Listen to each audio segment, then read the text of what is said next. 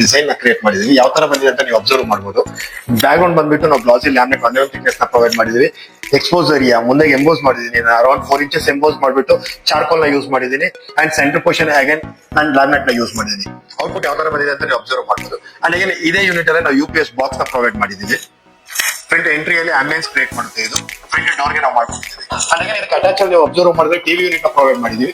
TV unit back side ಏನ್ ನೋಡ್ತಿದ್ರೆ ಇದು ಬಂದ್ಬಿಟ್ಟು ಚಾರ್ಕೋಲ್ ಮೆಟಲ್ ನ ಪ್ರೊವೈಡ್ ಮಾಡಿದೀವಿ. ಅಂಡ್ ಡಿಸ್ಕ್ ಬಂದ್ಬಿಟ್ಟು 1 mm ಥಿಕ್ನೆಸ್ ಸ್ಟ್ರಿಪ್ ಲ್ಯಾಮಿನೇಟ್ ನ ಪ್ರೊವೈಡ್ ಮಾಡಿದೀವಿ. ಅಗೇನ್ ಬಾಟಮ್ ಬೇಸ್ ಬಾಕ್ಸ್ ಏನ್ ನೋಡ್ತೀರಾ ಇದು ಬಂದ್ಬಿಟ್ಟು 1 mm ಥಿಕ್ನೆಸ್ ಗ್ಲಾಸಿ ಲ್ಯಾಮಿನೇಟ್ ನ ಪ್ರೊವೈಡ್ ಮಾಡಿದೀವಿ. ವೈಟ್ ಶೇಡ್ ಅಲ್ಲಿ ಇದೆ. ಸೆಂಟರ್ ಪೋರ್ಷನ್ ಬಂದ್ಬಿಟ್ಟು ಅಲ್ಯೂಮಿನಿಯಂ ಪ್ರೊಫೈಲ್ ಶೀಟ್ ಅನ್ನ ಪ್ರೊವೈಡ್ ಮಾಡಿದೀವಿ ವಿತ್ ಗ್ಲಾಸ್.